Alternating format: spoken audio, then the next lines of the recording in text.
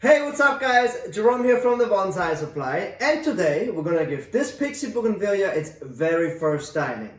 So you may recognize this tree because I did a propagation video on Bougainvillea where I showed how to propagate a Bougainvillea, and this was the tree that we worked on, or that we propagated I should say.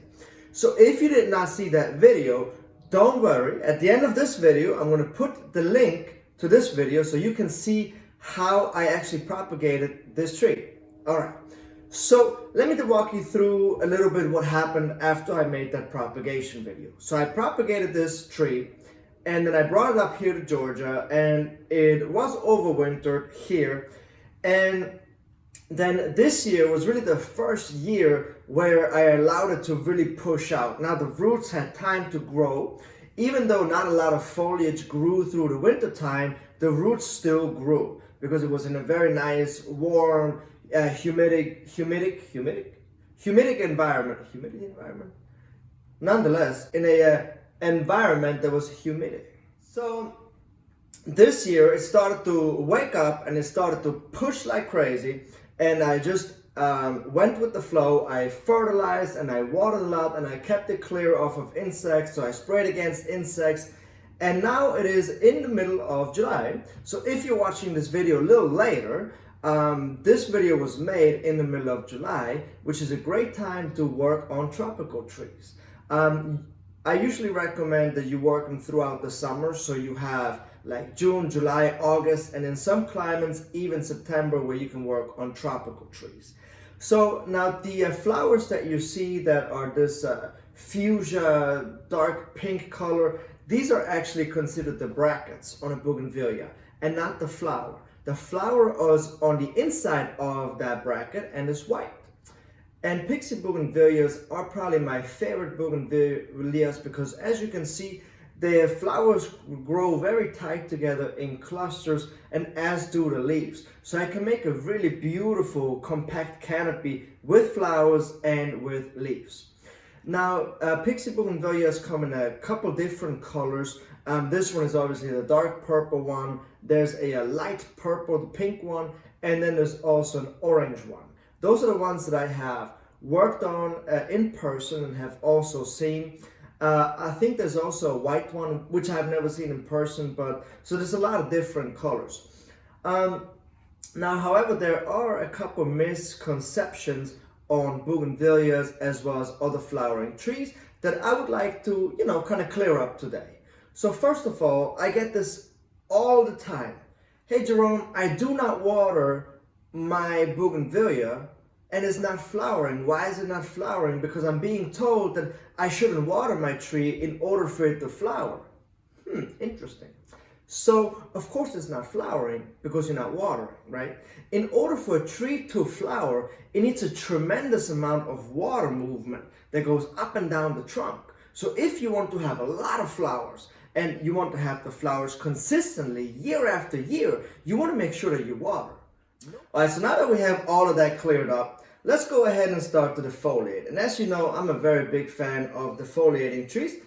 And the way that you can do it is literally, you can either push the branches down like that, the leaves, to defoliate it, or you can pull it slightly towards you and just pull it off. Now, generally, I do not like to work on trees when they are actively flowering, as you can see here. However, when I do the very first styling on a tree, I do tend to break a couple of rules. As you can see, this tree is flowering actively. It is in the middle of the summer, and I should go ahead and defoliate it now. So, since I do this work the very first time, it is okay to defoliate the tree if the new growth has not hardened yet, or if the tree is still blooming, because I don't make a habit of this, right? So I work on it today, but then I will never work on it again when it's flowering. I just do this kind of because of a timely manner. So I will come up with a schedule for it to move forward where I will not interrupt its growth and its flowering.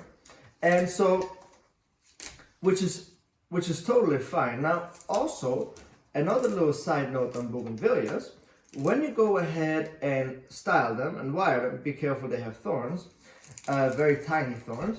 What I recommend is that you stop the watering about a day or two before you decide to go ahead and style it, because then the branches are a lot more flexible. When they have a lot of water in them, they become very brittle. Alright, so first of all, this is amazing. I have a ton of branches that I can work with here today. And now that I have defoliated it, once I trim it back, I'm going to get about 2 to 3 times as many branches back. And so that's another reason why I would go ahead and defoliate. So the first thing that I'm going to do here is actually I'm going to fix these straight cuts that I made. I basically just made flush cuts, like straight across cuts on all of these sections here. I wanted to see where the tree resprouts first, and then I can go ahead and adjust these cuts. So that's the first step that I'm going to do. And then the next step is I would have to go ahead and choose the front and then go ahead and remove the branches that I don't want to keep in the design, and then wire the rest of the branches that I do want to keep in the design. And then we're going to go ahead and repot this tree. So let's get to work.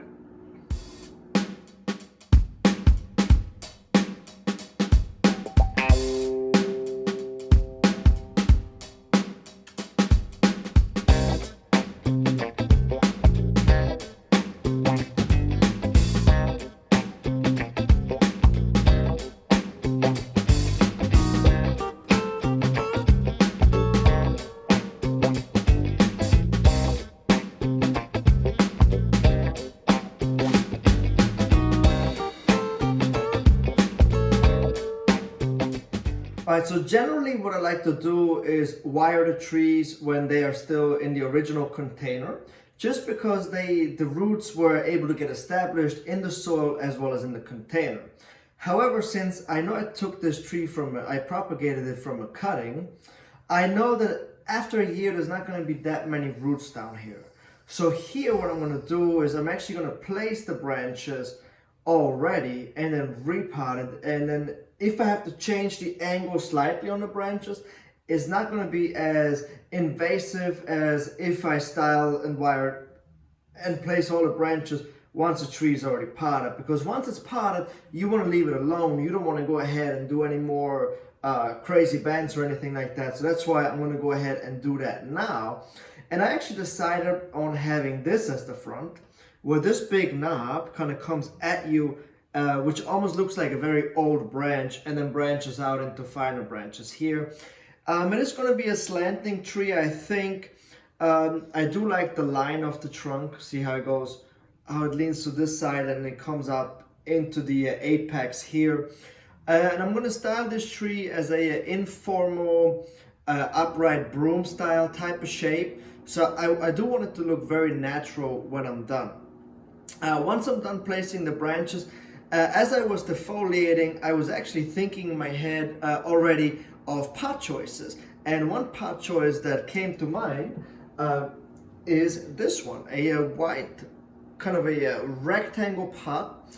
And the reason why I chose white is because I do like the color contrast of the pink and the white, and I think it's going to look absolutely incredible once it flushes out with new growth. The pink and the white, I think it's just going to look absolutely incredible. So definitely let me know what you guys think about my pot choice. Let me know below if you like it or not. I think it's going to look really hot. I was thinking that this pot could maybe be, I think it is a good size. It's an 8-inch pot. I think it's going to look just right. So let me go ahead and place the branches now, kind of style the tree, and then we get to potting, and then I'll catch you guys right after that. Now one thing that I actually want to show you guys, when I bend branches on bougainvilleas, I kind of hold them at the base of the trunk where the branches come out with one hand, and then with the other hand I just ease it down. You see that? I just ease it into position. Because bougainvilleas, the branches are very brittle, and so there you just want to ease the branches into position. Now, you can always, so like if this branch you're not able to put that much movement into it, once you get the next set of branches back after the tree starts to push out again, you can remove this branch and replace it with a finer branch that you can then place into a nicer position if that branch allows you to do so. So the first branches that you place are never the final branches, they always get replaced.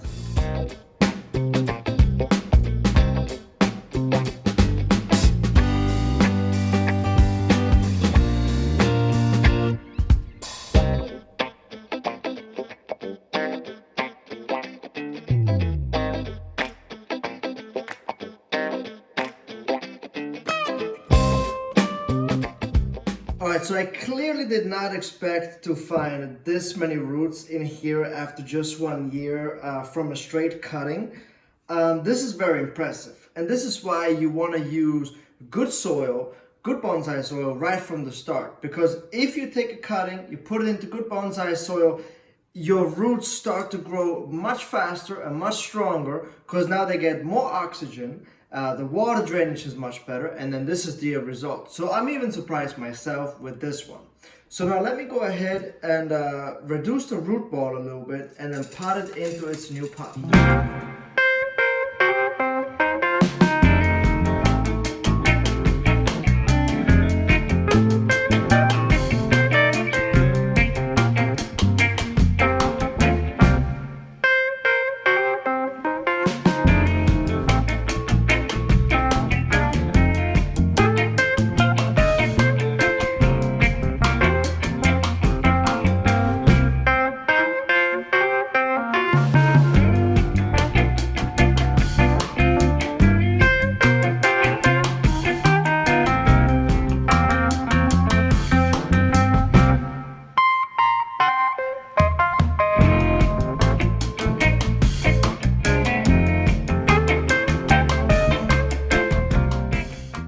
Alright, so this is the final product for today. I think it came out great considering this is its very first styling. So this tree has never been styled before and it has so many branches already in place. As you can tell, I went for a more natural design versus a traditional bonsai design of having that very sharp triangular shape. I'm really trying to get away from that triangular shape, especially on tropical trees. In nature, tropical trees have bigger canopies and more of a rounded umbrella shaped canopy versus a very sharp triangle canopy.